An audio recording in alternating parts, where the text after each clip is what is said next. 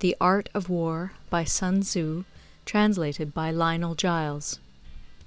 Part 3. Attack by Stratagem. Sunzi said, "In the practical art of war, the best thing of all is to take the enemy's country whole and intact. To shatter and destroy it is not so good. So too, it is better to recapture an army entire than to destroy it, to capture a regiment, a detachment, or a company entire than to destroy them. Hence, to fight and conquer in all your battles is not supreme excellence. Supreme excellence consists in breaking the enemy's resistance without fighting. Thus, the highest form of generalship is to balk the enemy's plans. The next best is to prevent the junction of the enemy's forces. The next in order is to attack the enemy's army in the field. And the worst policy of all is to besiege walled cities. The rule is not to besiege walled cities if it can possibly be avoided. The preparation of mantlets, movable shelters, and various implements of war will take up 3 whole months, and the piling up of mounds against the walls will take 3 months more. The general, unable to control his irritation, will launch his men to the assault like swarming ants, with the result that 1/3 of his men are slain, while the town still remains untaken. Such are the disastrous effects of a siege. Therefore the skilful leader subdues the enemy's troops without any fighting. He captures their cities without laying siege to them. He overthrows their kingdom without lengthy operations in the field. With his forces intact, he will dispute the mastery of the empire, and thus, without losing a man, his triumph will be complete. This is the method of attacking by stratagem. It is the rule in war, if our forces are 10 to the enemy's 1, to surround him; if 5 to 1, to attack him; if twice as numerous, to divide our army into 2. If equally matched, we can offer battle; if slightly inferior in numbers, we can avoid the enemy; if quite unequal in every way, we can flee from him.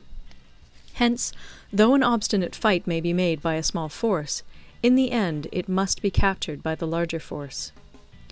Now the general is the bulwark of the state.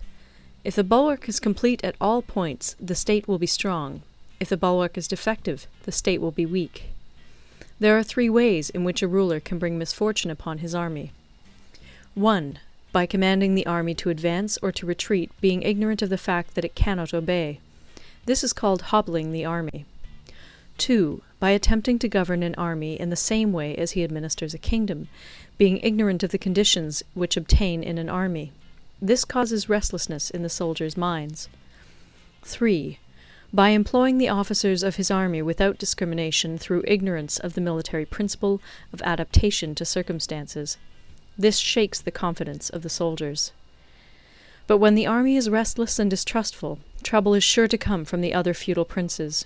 This is simply bringing anarchy into the army, and flinging victory away.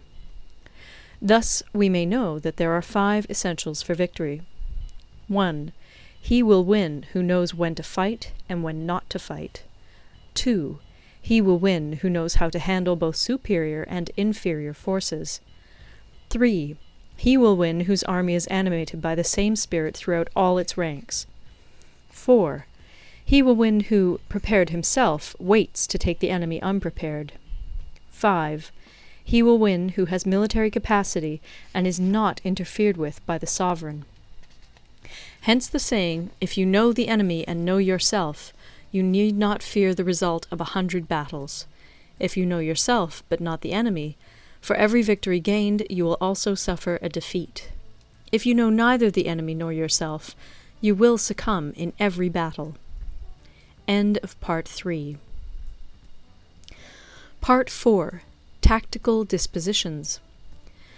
Sunzi said, "The good fighters of old first put themselves beyond the possibility of defeat, and then waited for an opportunity of defeating the enemy.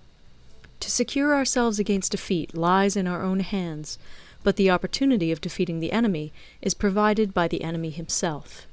Thus the good fighter is able to secure himself against defeat, but cannot make certain of defeating the enemy. Hence the saying, one may know how to conquer without being able to do it." Security against defeat implies defensive tactics.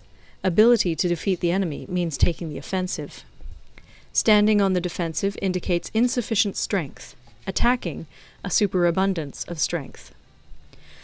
The general who is skilled in defence hides in the most secret recesses of the earth.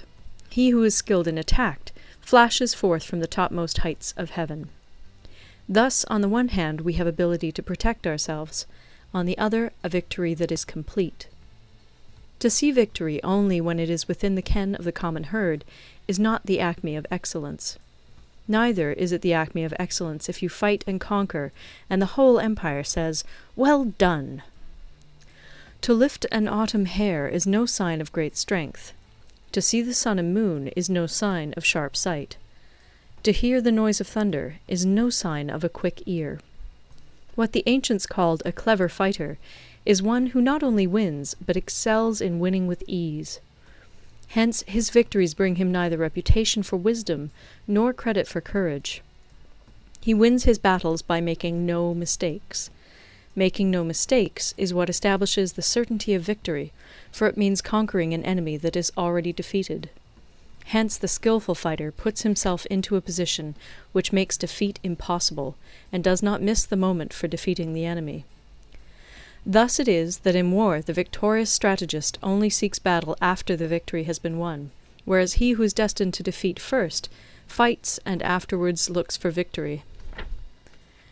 The consummate leader cultivates the moral law and strictly adheres to method and discipline. Thus it is in his power to control success. In respect of military method we have, firstly, measurement, secondly, estimation of quantity, thirdly, calculation, fourthly, balancing of chances, fifthly, victory. Measurement owes its existence to earth, estimation of quantity to measurement, calculation to estimation of quantity, balancing of chances to calculation, and victory to balancing of chances. A victorious army opposed to a routed one is as a pound's weight placed in the scale against a single grain. The onrush of a conquering force is like the bursting of pent-up waters into a chasm 1,000 fathoms deep. End of Part 4.